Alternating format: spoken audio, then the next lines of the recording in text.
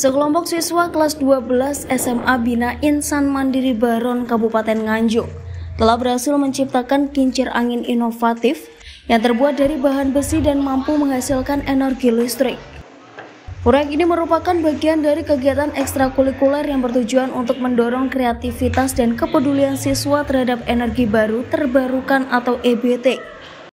Inovatif energi listrik dari kincir angin ini muncul dari 6 siswa, yaitu Muhammad Fadli Al-Kifri, Abdul Hudus Hakim, Saidan Fajar Wahid, Ahman Faslan Rizki, Zaki Ubaidillah, dan Azam Fahmi. Mereka memulai proyek tersebut di tahun 2022, belajar dari kakak kelas yang telah melakukan riset mendalam mengenai energi angin dan komponen kincir angin yang efisien. Menurut Ketua Tim, Muhammad Fadli Al-Fikri, dirinya memulai pembuatan kincir angin 2 tahun lalu dengan menggunakan kipas manual. Namun banyak kendala muncul, terutama saat angin kencang yang menyebabkan dinamo mudah terbakar. Tidak menyerah begitu saja, mereka berinovasi menambahkan sistem pengereman untuk membatasi putaran baling-baling. Proses awalnya itu mulai dari sekitar 1 atau 2 tahun lalu.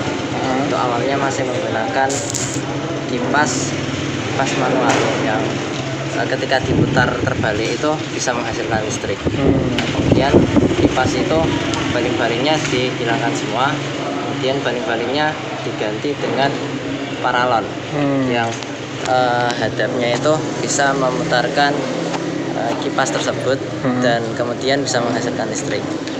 Nah, namun ketika menggunakan metode yang seperti itu banyak sekali kekurangannya. Salah satunya ketika anginnya itu terlalu kencang sehingga kipasnya itu muternya terlalu cepat sehingga kipas atau dinamo di dalamnya itu terbakar. Nah, kemudian tahun berikutnya itu ada inovasi baru. Itu namanya ada remnya. Jadi ketika anginnya terlalu kencang bisa ketika alatnya itu terkena angin bisa memperlambat kecepatan dari kincir angin tersebut. Itu jenengan belajarnya dari siapa Mas membuat kincir angin? Atau didak atau dari guru? Belajarnya itu dari kakak kelas tahun kemarin. Kan pintar dalam segi teknologi, kemudian dalam segi inovasi itu pintar. Kemudian kami belajar dari beliau yang sebelumnya. Oh gitu ya. Tapi nggak tahu itu dari mana itu ilmunya. Dari otodidak kah? Belajar sendiri kah? Belajar sendiri ya. Berarti jenengan angkatan keberapa ini membuat kincir angin? Angkatan kedua. Gitu. Mas itu berapa lama sih buat kincir angin itu? Kalau buat kincir angin, kalau yang awal dulu itu satu kincir angin bisa makan kurang lebih 2 minggu lah. 2 mingguan. Dikerjakan berapa orang itu? Dikerjakan sekitar 4-6 orang. 4-6 orang gitu. Itu kesulitannya sendiri dalam membuat kincir angin apa? Kesulitannya yang pertama itu mulai dari segi dana itu lama mengajukannya. Kemudian yang kedua itu dari segi alat-alatnya terkadang masih terbatas. Mungkin hasil dari listrik yang dihasilkan kincir angin ini berapa menurut? Untuk angin yang sedang seperti sekarang ini itu yang dihasilkan mulai dari 10 sampai 14-an volt. Hasil kerja keras mereka kini membuahkan hasil. Kincir angin yang mereka buat dapat menghasilkan output 10 hingga 14 volt dan dapat memenuhi kebutuhan wifi di kelas laboratorium. Proyek ini didanai oleh sekolah dengan total biaya sekitar 200 hingga 300 ribu rupiah. Di sisi lain, guru pembimbing siswa Sri Handayani menjelaskan, tujuan pembuatan kincir angin ini adalah untuk menerangi halaman lapangan dan lampu jalan sekitar sekolah. Meskipun realisasi sementara ditunda karena daya listrik yang masih kurang, tetapi beliau tetap bangga terhadap anak didiknya.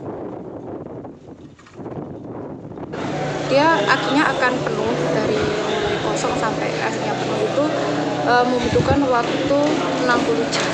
60 jam itu kalau dihitung rata-rata perharinya, karena hasil penelitian sebelumnya itu kita hitung efektifnya angin itu optimal menggerakkan kincir angin sekitar 6 jam. Nah, itu efektifnya. Sehingga kalau di rata-rata aki itu akan penuh dalam waktu 10 hari. Itu kalau optimal, benar-benar optimal anginnya. Karena di sini kan juga anginnya tergantung dengan musim juga ya. Kalau misalnya musim anginnya besar ya, nantinya baling-balingnya akan bergerak secara Berarti mekanismenya seperti apa tadi? Dari aki itu disalurkan ke panel-panel listrik atau gimana? Oh, Mekanismenya nanti. mekanismenya berawal dari baling-baling di kincir angin itu kan bergerak, dia menghasilkan energi kinetik. Energi kinetik itu akan dirubah menjadi energi listrik oleh dinamo atau generator listrik. Kemudian generator listrik dari generator listrik, energi listriknya disimpan di dalam aki, seperti itu. Dan ketika akinya sudah penuh, nanti bisa dimanfaatkan untuk sumber energi listrik ada di sini. Sementara itu, Kepala Sekolah SMA Bina Insan Mandiri Wijaya Kurnia Santoso mengapresiasi semangat siswa dalam mengembangkan teknologi untuk kemajuan bangsa. Para siswa juga berencana mempresentasikan proyek mereka dalam lomba inovasi tingkat provinsi.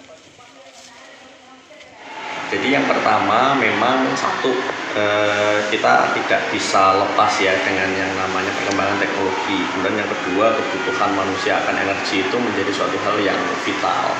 Dan kita tahu bahwa energi listrik dengan menggunakan batu bara kan efeknya tidak bagus kan ya, banyak pencemaran dan seterusnya, termasuk juga resiko mahalnya energi. Maka penting untuk menanamkan kepada anak-anak peserta didik untuk mereka memahami energi terbarukan, karena kalau kita fokus hanya di energi fosil gitu kan, minyak bumi, batu bara, juga menggunakan itu, maka lama-kelamaan pasti akan punah gitu kan, akan sirna, dan sekaligus juga mereka akan ketergantungan dengan hal tersebut gitu, dan semakin hari kan semakin menipis, sehingga bagaimana mengupayakan itu agar anak tergugah kesadarannya untuk mempunyai pandangan, mempunyai visi bahwa untuk mewujudkan energi terbarukan. Jadi satu, kalau kita lihat Nganjuk yang katanya kota angin gitu kan, tapi kalau dilihat belum ada yang serius sejauh pengamatan saya, belum ada yang serius untuk mengoptimalkan ini gitu, sehingga kami ingin menyodorkan prototipe lah istilahnya begitu, agar potensi yang dengan ini benar-benar bisa terkelola. Memang kalau dari hasil kajian penelitian yang dilakukan oleh anak-anak dan oleh guru itu menunjukkan bahwa Nganjuk itu anginnya fluktuatif gitu ya. Anginnya fluktuatif, walaupun ada angin setiap tahun, tapi seringkali fluktuatif, kadang kenceng ya kan, turun dan rendah ya rendah gitu. Tapi paling tidak dengan image kota angin seharusnya bisa mampu untuk dioptimalkan semaksimal mungkin untuk proyek kincir angin. Pertama dulu waktu awal-awal anak-anak itu membuat secara mandiri ya, dengan berbagai macam bentuk kincir anginnya seperti apa dari bahan bekas yang tidak dimanfaatkan. Terus lambat laun ternyata ini tidak bertahan lama nih. Seringkali dengan angin yang Nganjuk yang naik turun itu mudah rusak, sehingga yang kita lakukan adalah sekolah hadir untuk mendampingi itu. Terus juga ada optimalisasi anggaran dari BPOS maupun BPOBP untuk mendukung itu, sehingga kita permanenkan bahannya lebih kuat gitu ya, sehingga nanti anak-anak itu tidak ada kendala lagi dari sisi kerusakan material. Itu satu, sehingga nanti anak-anak kita ajarin dalam konsepnya itu mereka melakukan perakitan ya kan, bahan-bahan tadi itu.